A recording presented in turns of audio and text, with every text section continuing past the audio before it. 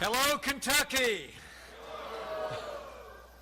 Thank you, Governor, for that great introduction. And ladies and gentlemen, how about that Governor Matt Bevin? Everybody? We need something.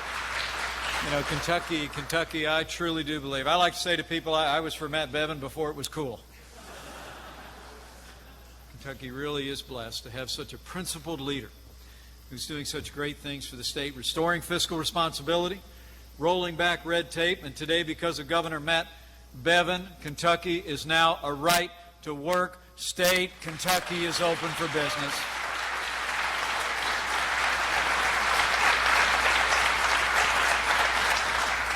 Governor, the President and I are proud to partner with you to make Kentucky great again, as we make America great again. You know, I get along great with people from Kentucky, except in March. Gets a little testy some evenings. But the same goes with all my strong feelings about your governor go for other dedicated public servants who are here. State Senator Ralph Alvarado, who just joined us for a great discussion, and two great congressmen who I served with in Washington, D.C., Congressman Andy Barr, Congressman Brett Guthrie. Would you all just stand up and let these people show how much they appreciate your conservative stand in Washington, D.C. Thank you both. And I got to tell you, it's great to be in the home state of the Senate Majority Leader Mitch McConnell. He's a true friend to me, to our president, and to the people of America. Great to have the privilege to be back in the Bluegrass State. You know, last fall, thanks to all of you here in Kentucky, to your hard work, your support, and your prayers, Kentucky voted to make Donald Trump the 45th President of the United States of America in a decisive vote. You know, and it was quite a campaign, wasn't it? And it's been quite an administration, too. I got to tell you, it's on a very personal level. It's the greatest honor of my life to serve as Vice President to President Donald Trump. And I want to thank you all for the privilege. The President is a man of boundless energy, optimism. I like to say he's got broad shoulders and a big heart. And speaking of which, the President asked me late yesterday when we were leaving the White House in the evening to just say thanks to everyone gathered here today. Hardworking Americans like all of you were some of our biggest supporters. And on behalf of President Trump, thank you. Thank you for your support, and thank you for being here today. We're truly grateful. And to all the business owners who are with us here today, I enjoyed our discussion earlier. The governor and I had a brisk discussion about the challenges that changes in health care in this country since 2010 have presented to business. I appreciate your candid feedback about what our administration can do to help your businesses succeed and grow. And I have to tell you one other person I want to mention before I thank our hosts. It is always good to have Papa John in the house. John Schnatter and his wonderful wife are with us today. The Midwest is proud that you call Kentucky and America home. John, thank you. Well, there he is. But last but not least, on behalf of the President, let me thank Harshaw Train for their hospitality. While Frank Harshaw couldn't be here today, not only do I appreciate the warm welcome of his team, Richard and Tom and Lou, we just so admire Frank. Building an extraordinary business, someone who grew up in foster care. Frank and his story are the story of the American dream. And would you join me in thanking them for allowing this great business to be our backdrop?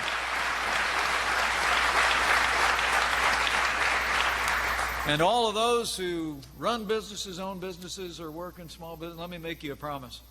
The President wants you to know our administration will be the best friend America's small businesses will ever have.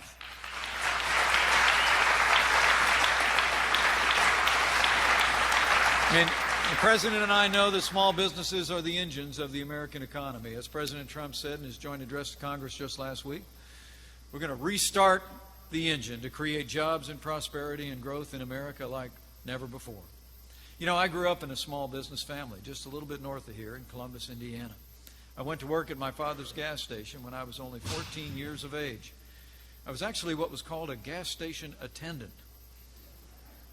If you're under the age of 30, I'll explain to you after the program exactly what that was.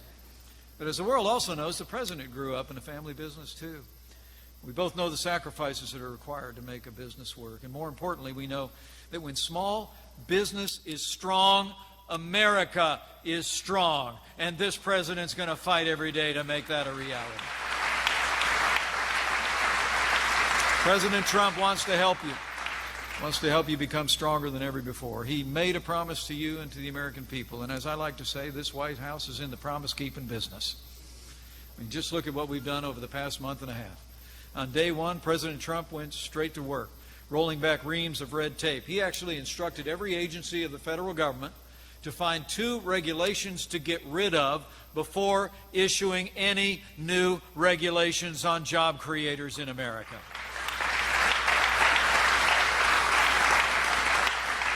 You know, the president's taken decisive action to protect American jobs and American workers by taking measures to secure our border, to build a wall and end illegal immigration once and for all. The president authorized the Keystone and Dakota pipelines at last, creating thousands of American jobs and building on America's energy infrastructure. Businesses, and if you haven't noticed already, businesses have been already reacting to President Trump's vision, his Buy American, Hire American vision, with optimism and investment around the country from coast to coast, literally since Election Day. Companies have been announcing that they're keeping jobs here, they're creating new ones. Last month alone, the economy added an amazing 235,000 jobs in the month of February. This economy is coming back and coming back strong. And most importantly of all, the top priority the president gave us, to work with members of Congress and make sure that the Obamacare nightmare is about to end. I'll tell you, it's amazing to think about. I mean, virtually every promise of Obamacare has been broken. We all remember the promises that they made back in 2010 when this was signed into law. They told us the cost of health insurance would go down. Not true. They told us if you liked your doctors, you could keep them. Not true. They told us if you liked your health plan, you could keep it. Not true. Here are the heartbreaking facts. Today, Americans are paying $3,000 more a year on average for health insurance than the day Obamacare was signed into law. Last year alone, premiums spiked by 25%, and millions of Americans have lost their health insurance plans and lost their doctors. And in 1/3 of the nation's counties, Americans only have one insurance company to choose from, which essentially means they have no choice at all. The truth is, the American people are struggling under Obamacare every day. And so are small businesses like those so well represented here.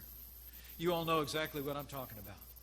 The truth is, Kentucky is a textbook example of Obamacare's failures. Here in the Blue Cross state, premiums skyrocketed by an average of 24% last year, with some plans spiking by 47%. Nearly half of the state has only one health insurer to choose from. And next year, Humana, headquartered right here in Louisville, is pulling out of Kentucky's Obamacare exchange. Today, 1/3 of the state is on Medicaid. And as your governor has said over and over again, it's unsustainable. And Medicaid here in Kentucky is threatening to bankrupt this state. Folks, this just can't continue. And I promise you, it won't.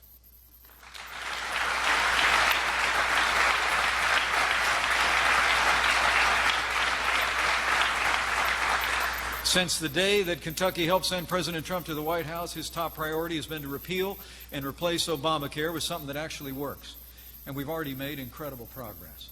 The House released its repeal and replace bill on Monday, and it already passed with unanimous support from 2 committees in the Congress, one of which Congressman Guthrie sits on. And Congressman, I just want to thank you for your strong support to repeal and replace Obamacare.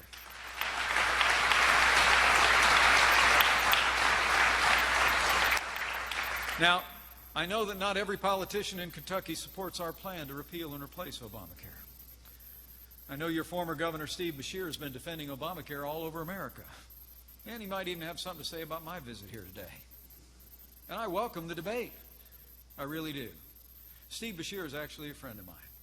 We worked together while I was governor of Indiana to promote jobs and growth all across Kentuckiana. I'm awful proud of those Ohio River bridges, aren't you?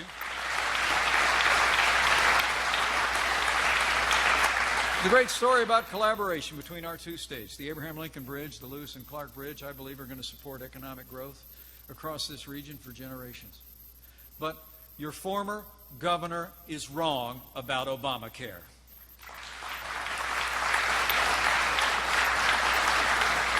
Obamacare has failed the people of Kentucky, it's failed the people of America, and Obamacare must go. Now, the plan the President outlined in his joint address to Congress is the plan that we're working on. We're going to repeal and replace Obamacare once and for all, and we're going to replace it with health care reform that will improve the lives of every American and strengthen our economy. The truth is, ordering every American to buy health insurance, whether they wanted it or not, was never the right solution for health care in this country. So we're going to start out. We're going to repeal the mandates and taxes and penalties of Obamacare.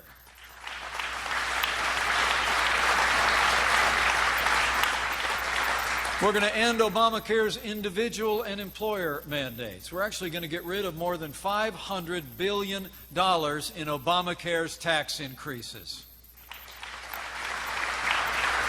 And we're going to give Americans more choices. We'll expand health savings accounts. We'll give Americans a tax credit that'll help people buy plans that they need at a price that they can afford. We'll make sure that Americans with pre-existing conditions still have access to the coverage and the care that they need. And to all the parents here, we'll make sure you can keep your kids on your plan until they're 26 years of age. And most significantly, in my view, we'll give states like Kentucky the freedom and flexibility with Medicaid to meet the needs of your most vulnerable in the way that works here in Kentucky. Yeah. The bill moving through the Congress today is going to give Governor Bevin and, frankly, states all across the country the chance to reform Medicaid so it will better serve the underprivileged in your state with better coverage, better health, and better outcomes, just like the governor said. Uniquely designed for the people of Kentucky. A little bit like we did in the Hoosier State not too long ago. You know, I'll never forget being here for Governor Bevin's inaugural address. Anybody else remember that sunny day?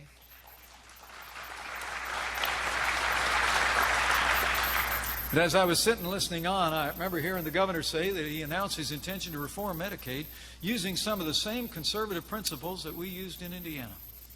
He said then that he was inspired by Indiana's reforms, but he was pretty sure Kentucky could do better than Indiana. And I'd like to see him try. In fact, President Trump truly does believe that giving states like Kentucky, like Indiana, like every state in the Union, the resources and flexibility to improve their health care programs in Medicaid is the American way to meet the needs of our most vulnerable. And we're going to make it happen. It's competition between the states will give the American people better health care choices.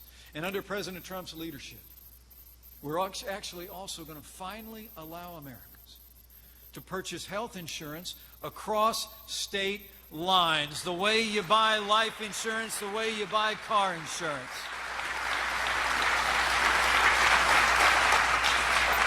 You know, President Trump and I both know the way to lower the cost of health insurance is to create a national marketplace and give Americans more choices to buy the insurance they want, not the insurance that the government mandates them to have. But folks, let me be clear. This is going to be a battle in Washington, D.C. And for us to seize this opportunity to repeal and replace Obamacare once and for all, we need every Republican in Congress, and we're counting on Kentucky.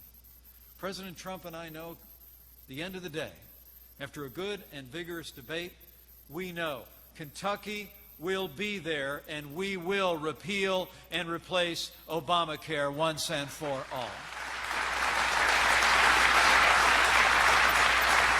And let me say one more thing. Despite some of the fear-mongering by those on the liberal left, I want to assure the people of Kentucky who might be looking on this morning, we're going to work with the Congress and work with our agency at Health and Human Services, and we're going to have an orderly transition to a better health care system that makes affordable, high-quality health insurance available for every American.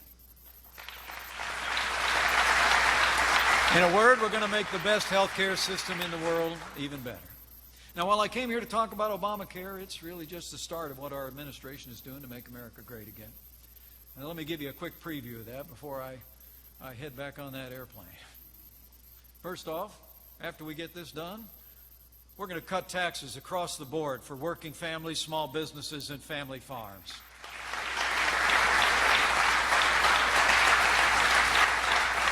We're going to keep slashing through red tape and rein in unelected bureaucrats so they can't cripple the economy from the comfort of their metal, taxpayer-funded desks in Washington, D.C. We're going to do a little bit more like we did with those bridges. We're going to rebuild America so we have the best roads and bridges and highways and airports that America has ever had. But making America great again doesn't stop there, just there. This president has no higher priority, I promise you, than the safety and security of the American people, and he's working every single day to protect our nation and our way of life. This is a president, I can tell you, who appreciates the men and women of our law enforcement community, and he is standing every day with those who protect and serve our country in law enforcement.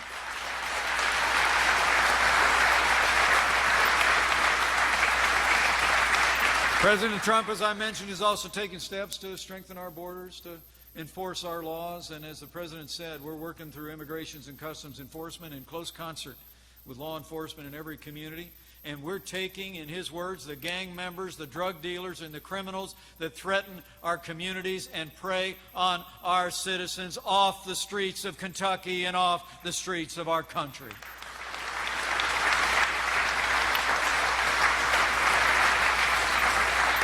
And while we talk about those that serve in the uniform, as the proud father of a United States Marine, let me tell you how grateful I am that in President Donald Trump, we have a commander-in-chief who will rebuild our military, restore the arsenal of democracy, and give our soldiers, sailors, airmen, Marines, and Coast Guard the resources and training they need to accomplish their mission and protect our nation.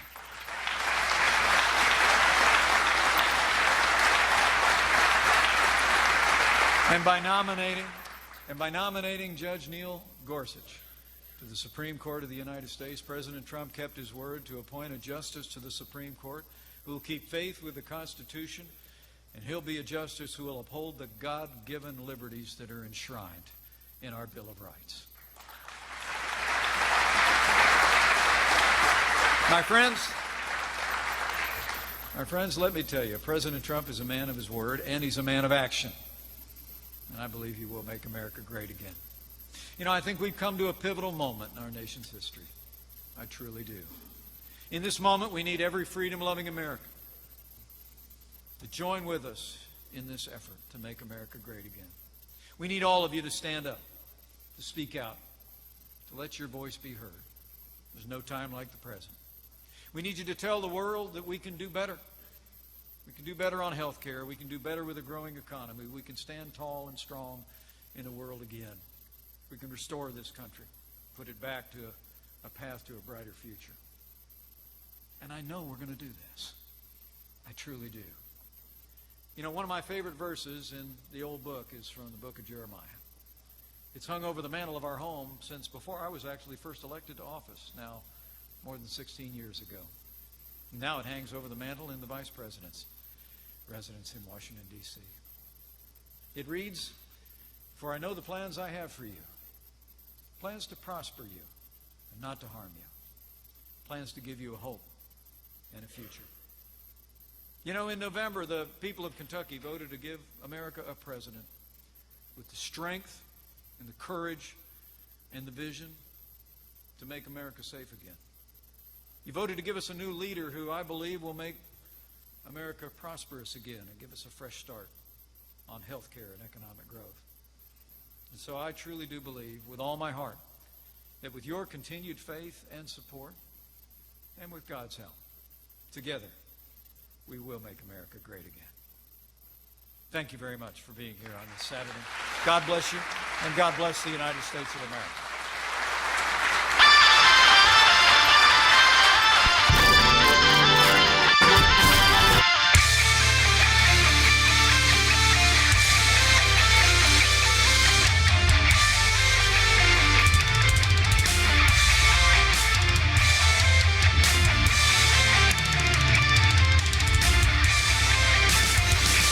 Pretend we did. The two things. Number one, he mentioned cutting red tape enough. Don't you think he'd look good with a cut the red tape lapel pin?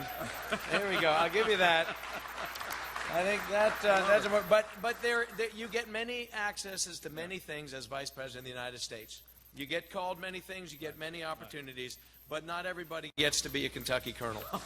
And so, sir, I think we want to. My dad got one of these. Really? My dad was Awesome. That means a lot to me. This is an honor. I want you to take this if we can give this to you. Thank you all so much for being here. Governor. Thank you so much. Thank